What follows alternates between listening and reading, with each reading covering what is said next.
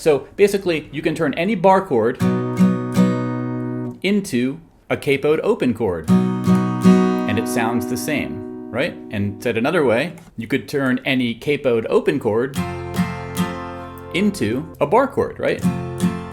Hey there, friends. How's it going today? So a lesson here where I want to talk about using a capo and bar chords, right? And how a capo can help us understand bar chords, and vice versa. Understanding bar chords a little bit can help us make sense of using a capo. So I'm going to show you what I mean here. This is a handy little trick that you can get lots of different benefits out of. And let me just start and jump right in and get into it. And quick note is get the PDF that's attached here. This is a little diagram I made, which will help you sort of visualize all this stuff. Going to be super helpful, right? So the main idea, there's two ways to think of this. Let's take the direction of turning bar chords into a capoed open chord or a normal chord, right? Let's start simple. Let's start up here kind of near the top of the guitar. If we take an F chord, okay? This F chord is first, third, second, first, right? That's how you play the F chord. This is technically, it's not an open chord because there's no open strings. It's all fretted strings. So it's basically, technically, it's called a bar chord, right? Our index finger is barring the first string in this case, the first fret, that is. And we're making this sort of 3-note cluster with our hands right here. Now, here's the cool part. Say F is giving you a hard time and you really want to play along with someone who's just strumming along with an F chord, keeping it really simple. What you can do is take this barred finger right here, this index finger in this case, and we can replace that with a capo, right? So I'm going to put the capo where our index finger would normally be, barring all those strings, right? And then I just make, in this case, this shape right here. Does this remind you of a certain chord?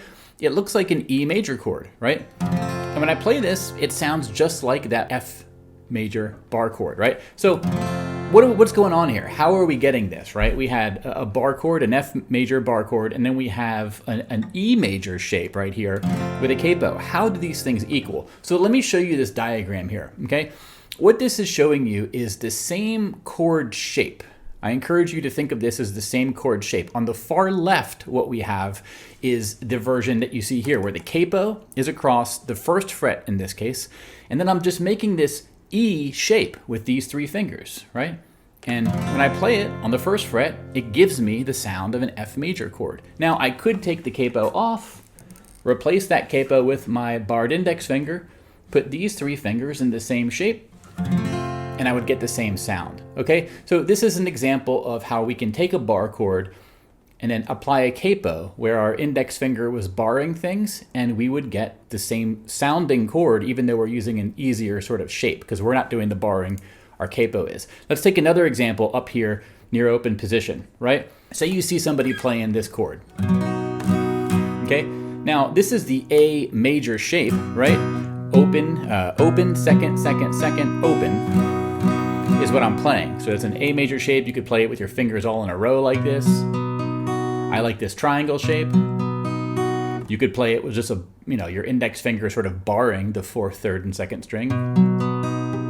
Right? You can't really get that open string in there, that thinnest string, but it's just the same, right? This is an A major shape, and we're playing it with capo 2nd fret. Now, say you want to play along with me, but you don't have a capo, but say you do know your bar chords. All you have to do is say, okay, he's playing that A shape, right? And he has a capo in the 2nd fret. So what I'm going to do, and this is you talking, you're going to bar that 2nd fret where the capo was, and then use one of your other fingers. You could use these 3 fingers like this. You could use your pinky. Lots of people do it different ways.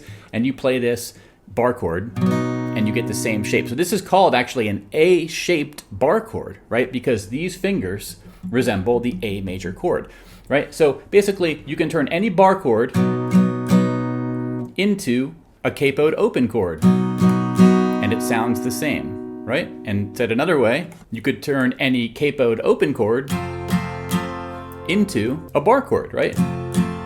So that's the main idea here. This might be confusing, right? Again, understanding the names of these bar chords, and then understanding, if you're able to see me playing capo 7 using an E shape, if you just imagine that capo is, instead of a capo, it's a bar chord, and you see me playing something, it helps if you know your notes in the fretboard, because you could say, oh, that's a major bar chord with a 6-string root, and I know the fretboard enough to say that that 6th-string root on the 7th fret is a B note, which makes this a B major chord, okay?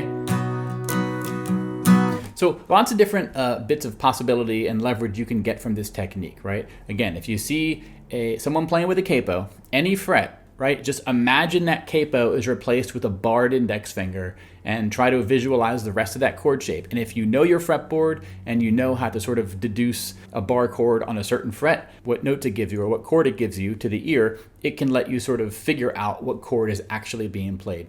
And vice versa, if you see someone playing a fancy bar chord, and you want to play along, just put a capo where that index finger goes. Okay, and you'll be playing along in no time. So this is just an example of how a capo effectively is acting as a barred, usually an index finger, right? It just makes things easier. We can use this E shape, this E open chord shape, right, in place of the E-shaped bar chord. So this is just a quick summary of how that works. But again, get this little PDF that's attached here. It shows you each of these shapes, right? For each of the cage chord shapes. Let me get it in focus there. And it also shows you the minor shapes, right? A, E, and D minor, which are the most common minor shapes you're going to be using.